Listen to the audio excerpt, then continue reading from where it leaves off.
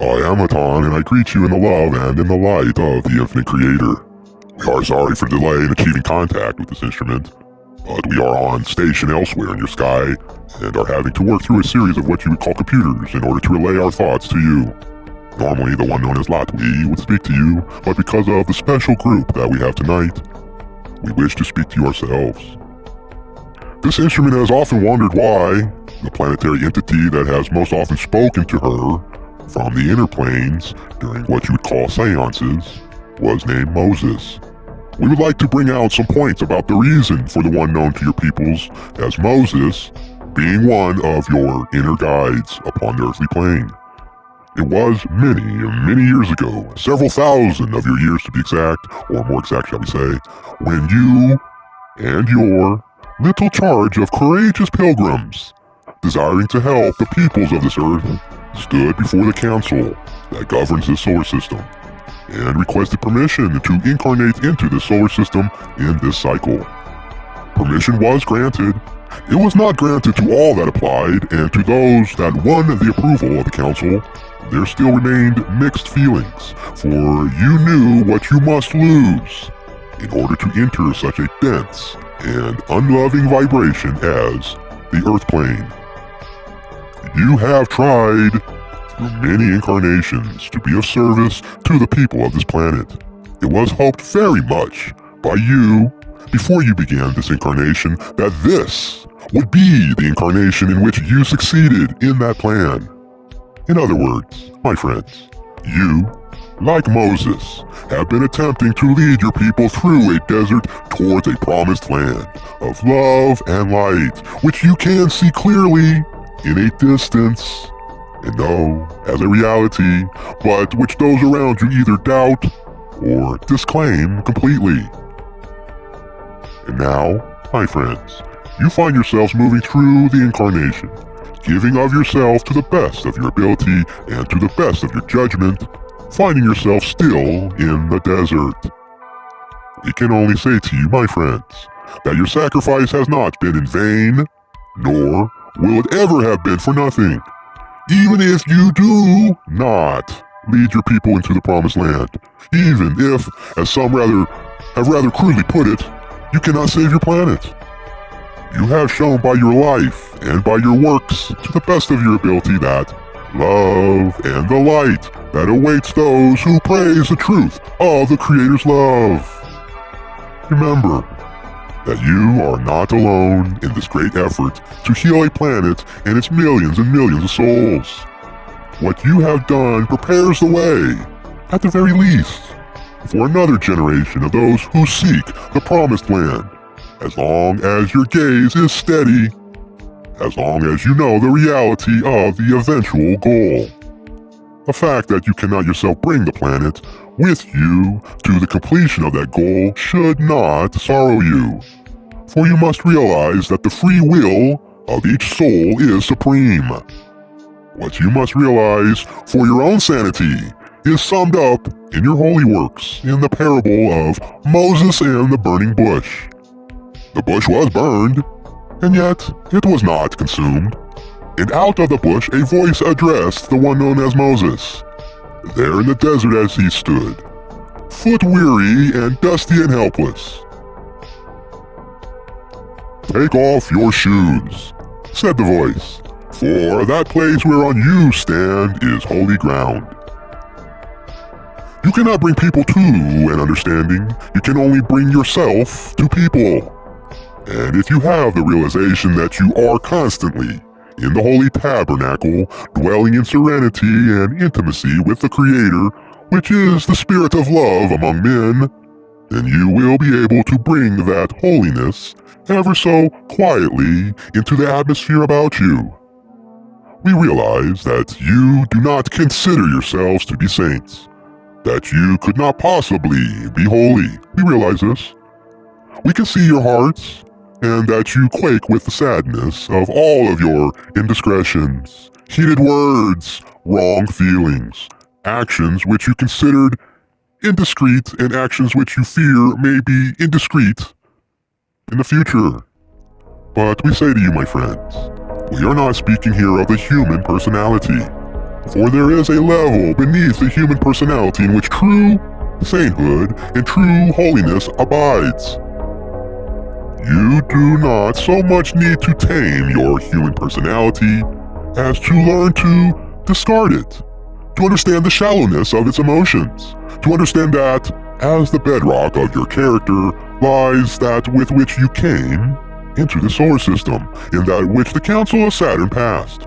Yes, my friends, compared to those who dwell upon this planet from a previous age, you are indeed saints, subconsciously. The longer you spend in meditation, the more you will begin to feel comfortable with the fact, not to be proud, but only to be able to manifest it in your life by feeling the presence and the power of the Creator who is with you, no matter how the emotions of your daily life may turn around you. No matter how distracted you may become by the petty concerns of petty people, yet you have that to fall back on which they may not. And it is that which makes you a shepherd, and it is the lack of that which makes them the sheep, and thus your relationship defined. You will recognize other shepherds when you see them, for you will hear in them the world weariness, and yet the total sweetness that comes with the subconscious knowledge that this is truly not reality for you, but merely an illusion that you have selected in order to do a job. We are aware that each of those in your little band has become increasingly desirous of bringing, shall we say, to a head, the business of setting the planet aright. We wish, my friends, that we could give you the personal guarantee of success that you would so like to hear. But you have a planet that's moving rapidly and completely into the new vibration, and its people are not.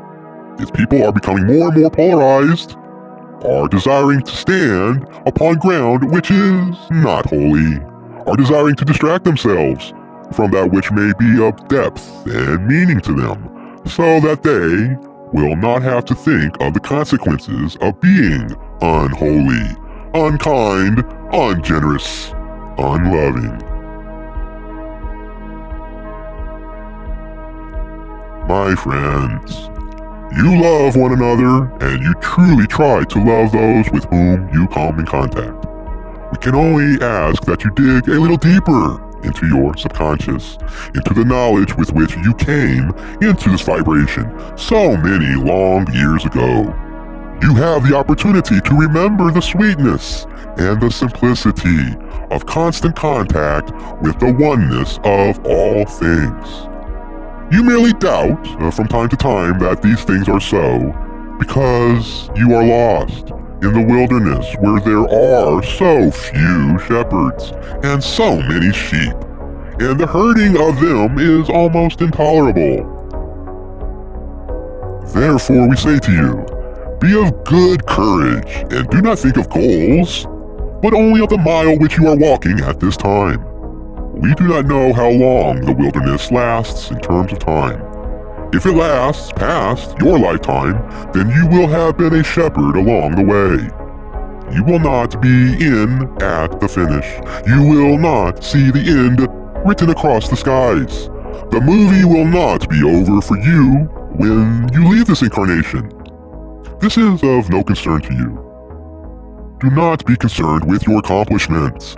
Be concerned only with the amount of time that you spend dealing with individuals upon the sturdy and heartfelt basis of the love of the Creator. Be concerned only with the analysis of your own thoughts, that you may reject those thoughts which are not helpful to your spiritual growth or to the growth of others. Most of all, allow your intuition to play the part in your life that it deserves. For with daily meditation, your intuition will point you in a direction that you ought to go. There will always be, to those who pray and meditate, a path that becomes obvious. It is not always what one would desire consciously, but when it becomes obvious, seize it and embrace it, for it is your next lesson. And by learning these lessons and learning them with love, you and your powerful personalities, well-schooled in love, are raising the planetary consciousness a goodly degree. We ask you to realize that we are very grateful to you, for you have been sent into a world that is hostile, and you do not have visible help.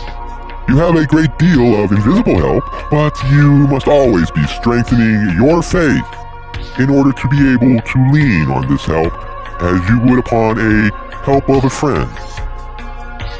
Not that we or the Creator himself could ever tell you what to do, but that when you lean upon the spiritual truth of love, love will live your life, and you need only follow the path of love and do to the best of your abilities those good works that have been laid out for you to do.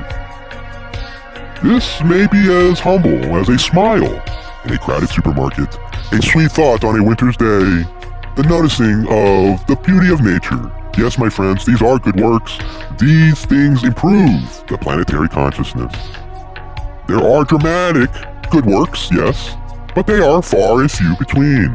That which love has for you to do will be governed completely by the capacity of the planetary consciousness to absorb the love which you have to give.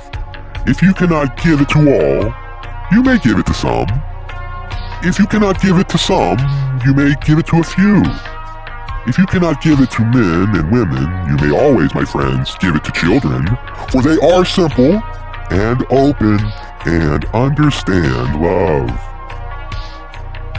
Your tour of duty, shall we say, is almost over, and we feel that it would not make you unduly proud to say that you have done well.